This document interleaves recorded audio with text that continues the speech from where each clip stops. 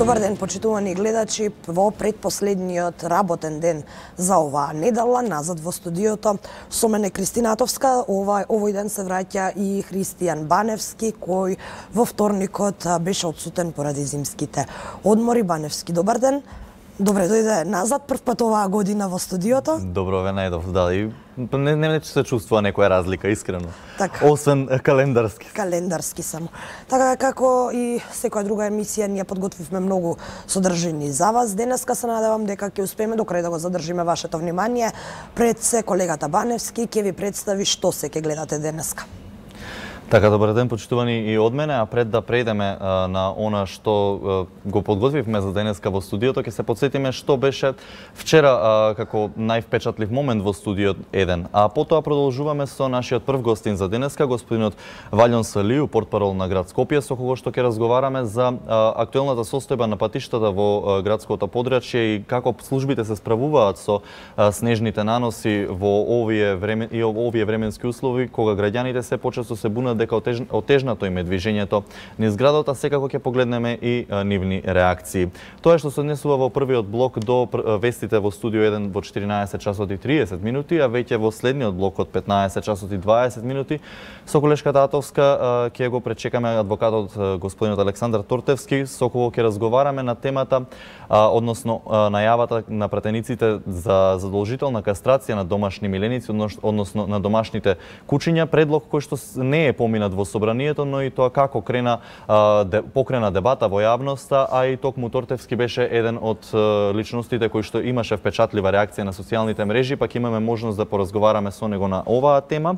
А пред да преминеме на следната тема која што е актуелна во домашната сфера, во блокот од 16 часот и 50 минути ќе разговараме со колегата Дејан Андоновиќ и ќе се осврнеме на случувањата во соседна Србија, односно Белград, каде што според извештаите денеска веќе се пристигнати специјалните единици кои што треба да ја обезбедуваат посетата на претседателот на Руската Федерација Владимир Путин, кој што доаѓа на 17 месецов, а потоа ќе се вратиме повторно на домашни актуелни теми, односно со Александра Валкановска од Црвениот крст ќе разговараме за скандалот кој што го открија државните ревизори, кога станува збор за донираната крв и несоодветното складирање, поради што големи количества завршиле во ѓубре. Тука следува после забавниот дел возење со Вучич и ексклузив и секако вашиот омилен Сергеј Варошлија и неговите критики за модата и што е најактуелно по Инстаграм и останатите социјални мрежи, а потоа студиото го презема колешката Анета Кочишки, која што ќе разговара со Илина Арсова и Јован Божиновски, алпинисти. Во централниот дневник колешката Кочишки заедно со колегата Александар Петревски ќе разговарат со Сашо Јанковски, градоначалникот на Вевчани, за подготовките и престојниот карневал во Вевчани, како и со Владимир Печјарев, односно имаме и вклучување од наши колеги во дневникот, а ќе имаме разговори и на спортски теми. Предпоследниот дел во студио 1 го презема колегата Александар Чомовски, кој што ќе разговара со Анđелка Пеева Лауренчиќ, Нина Ангеловска и Ана Мартиновска на темата дали Македонија е подготвена за жена председател, пошто веќе во последниот блок од студио 1 колегата Чомовски ќе ги остави линиите отворени само за вас и за вашите коментари и ставови, но да не должиме повеќе колешката Атовска да се осврне на вчерашното гостување. Она што најмногу ги интересира граѓаните сепак е економијата и социјалниот статус, економските текови на оваа држава. За таа цел вчера Ацо Кабранов разговараше со директорката на управата за јавни приходи Сања Лукаревска, која во ова студио изјави дека очекува економски стабилна и позитивна година. Предлагам овде да го слушнеме краткото делче за тоа какви се очекувањата за оваа 2019.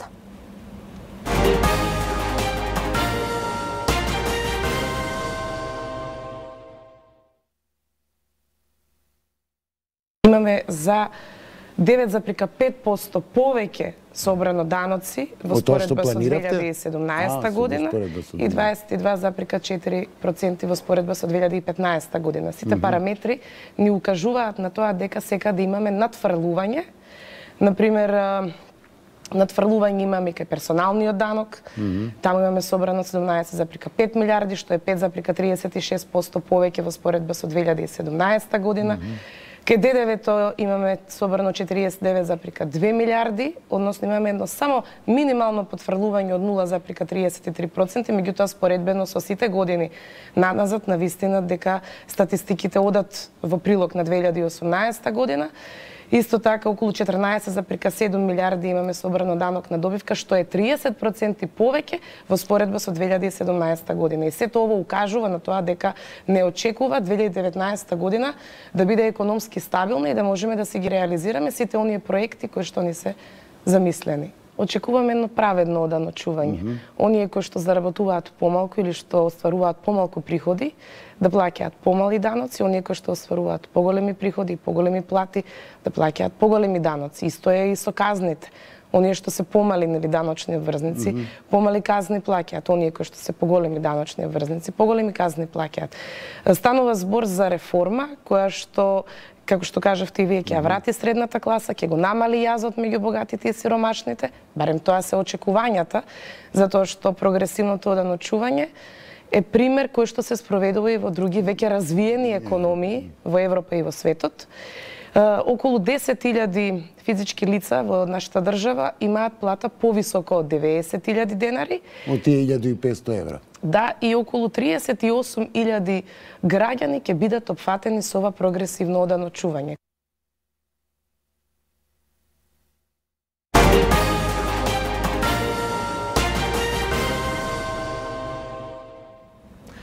А пред да преидеме понатаму, кој што најавивме со нашиот гостин, само уште да се потсетиме на вчерашната дебата, односно гостувањето на Аријанит Хоџа и Елмија Зири од БЕСА, односно Аријанит Хоџа од Алијансата за албанците и Елмија Зири од БЕСА, кои што гостуваа кај колегата Боријан Јовановски, зборуваа за нивните барања, односно услови кога станува збор за поддршката на уставните измени и поддршка на договорот од Преспа со цел негова имплементација. Предлагам овдека да го погледнеме ова дел од гостувањето.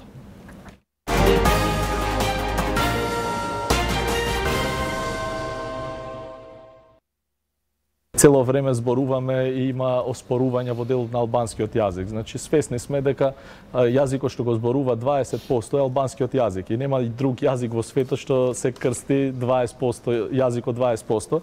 Значи, сме понудиле аргументирано дека ова е добар момент да може, значи, заеднички некои прашања да се затварат за да може да се концентрираме во иднина. Земајќи го предвид нашата борба, децениска, вековна борба за да албанскиот народ стане дел од Европската унија и од западноевропските вредности, јас мислам дека не би требало да се условува овој процес и нити Алијансата за албанците па нити условуваше во овој процес. Ние условивме кога беше време да се формира владата, значи затоа што требаше некои точки од нашата... Имаше услови и сега. Да. Не сакам да ги толкуваме како услови, затоа што нашиот стремеж како народ и нашиот стремеж како партија сме... Тоа е друго. Тоа е друго. Добро.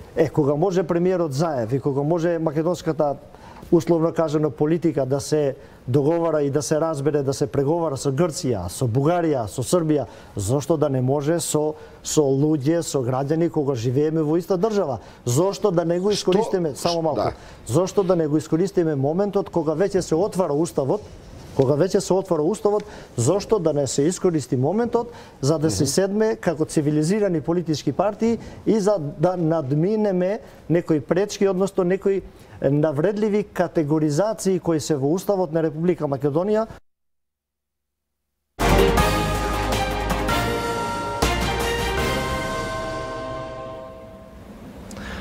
Така, тоа беа дел од впечатливите моменти од вчерашните гостувања. Ние продолжуваме денеска со нови гости. Како што веќе најавивме, прв наш гостин денеска е господинот Валјан Салију, портпарол на град Скопје.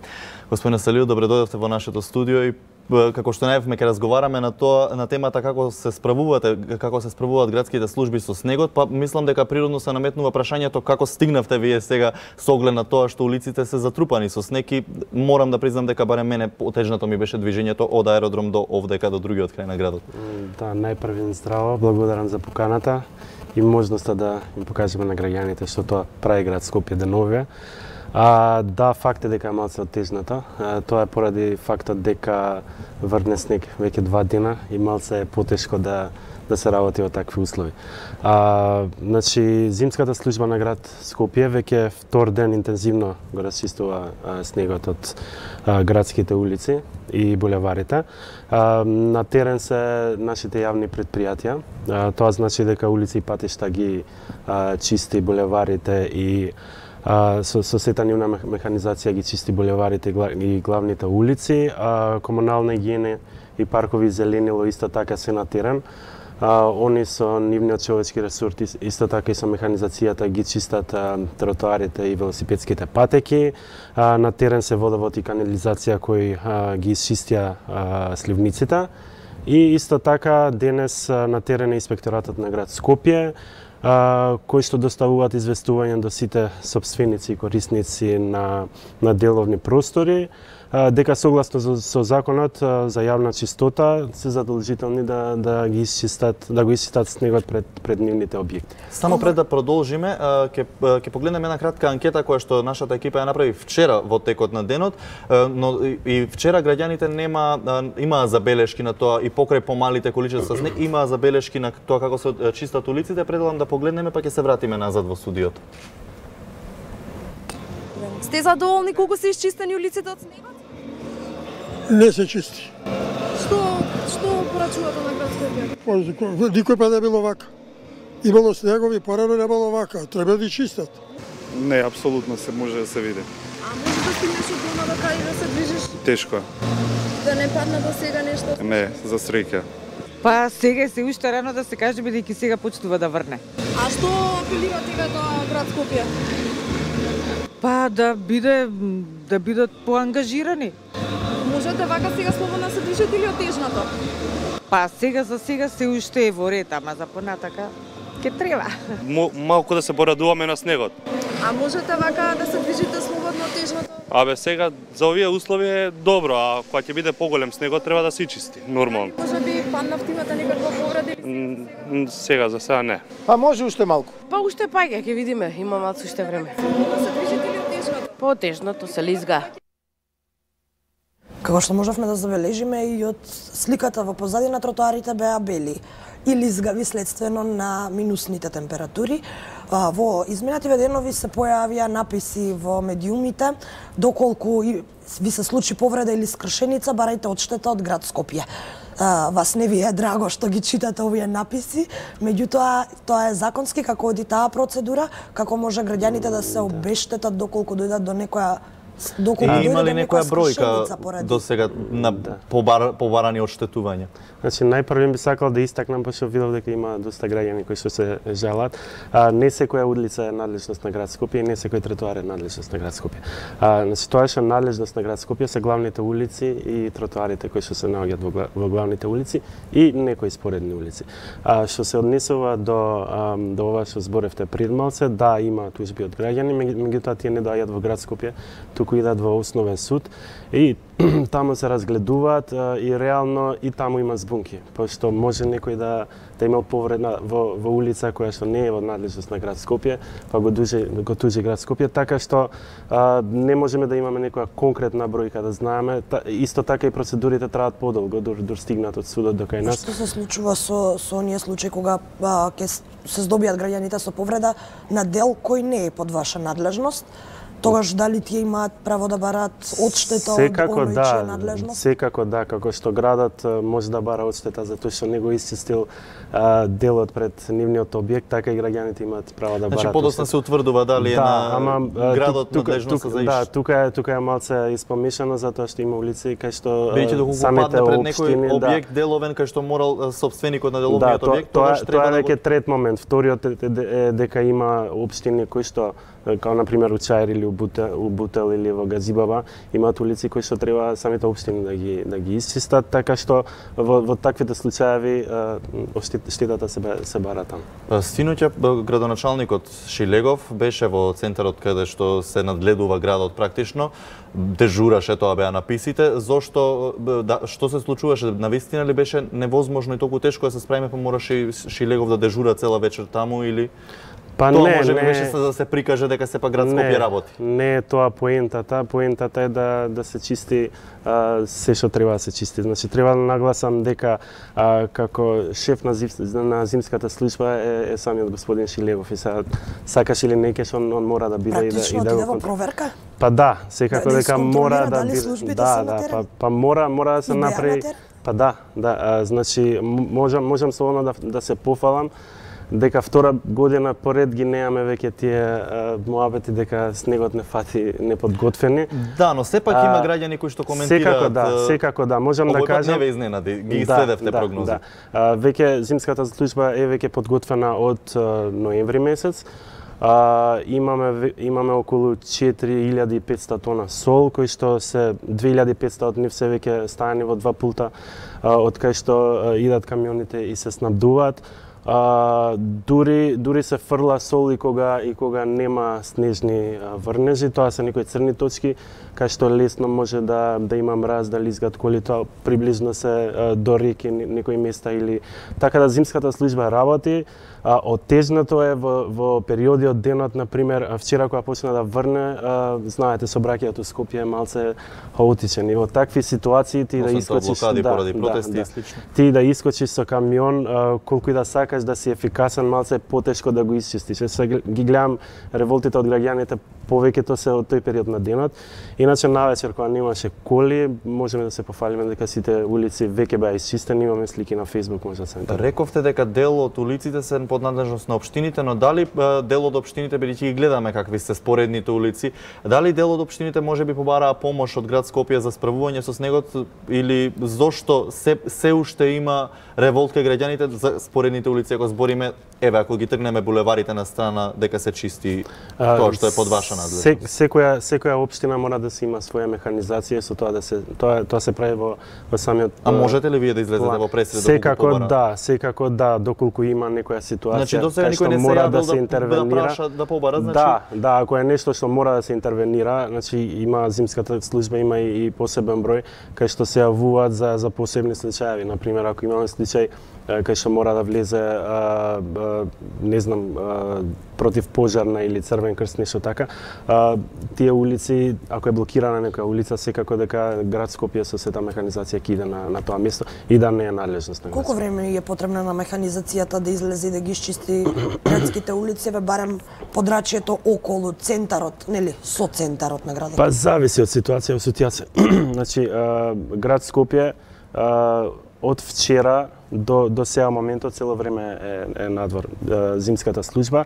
Веќе 3 пати е фрлено сол, вчера кога почна да врне, вечерта, денес сабајле, така да ако имам информација дека до сега се фрлени околу 450 тона сол, што не е малце, а уште се фрла во текот на денот, така да не можам да кажам некоја одредена од тогаш до тогаш, особено ако врне мораш цело време да си на терен, затоа што солта која фрлаш во еден булевар или улица и која иде со камионот на друга улица, тука пак се ствара слојот снег, а таа солта што таму иде по сливниците, така да. Според најавите на нашиот колега метеорологот Славчо Поповски, ваквото време ќе продолжи и денеска во текот на ноќта и ќе се врати повторно во понеделник со слични најави, со сличен интензитет, така што какви ќе бидат вашите подготовки, дали можеби повеќе ќе се мобилизирате за да може да се избегнат и ваквите критики или како што рече еден од директорите на службите, дури и во Австрија кога е завеано има проблеми. Видете, критики секогаш ќе има, тоа не бегаме, наша работа е да бидеме спремни, да бидеме на терен. Ние имаме информација дека вечерва ќе застане врнењето на снег, така да утре ќе имаме малце понормална ситуација, али секако спремни сме и за доколку продолжат врнежи. Значи во понеделник нема да ви изненади снегот. Се уште немаме некоја вонредна ситуација, по моја информација имаме некаде од 5 до 7 сантиметри снег. Вонредно е ако има на 20 сантиметри, да.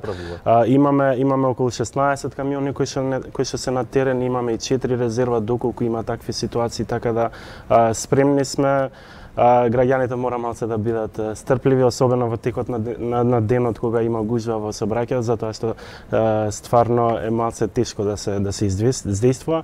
А кога сме кај тротоарите, пошто ги спомна малце, оваа година за прв пат е удрен поголем акцент на самите тротоари, се чистат поинтензивно, меѓутоа затоа што врне снег, како што чистиш у позадина пак се ствара слојот, можеш да провериш и во самата шофершајма, ако не ја пуштиш, ако не го пуштиш брисачот да ти брише за 10 секунди ќе имаш слој на снег. Така да работиме на терен сме, да следиме ситуацијава, мислам дека нема да имаме голем. Пред да се одјавиме, ќе ми дозволите да направиме една мала дигресија од темата, бидејќи нашите следни гости, нашата следна тема е оној предлог на делот претениците за кастрација на домашни миленици. Дали вие имате домашен миленик? Имав, неам се. Како гледате вие како собственик пред се, а подоцна и како представник на градот? Зборуваме за задолжителна кастрација на домашните миленици, а не на уличните кучиња.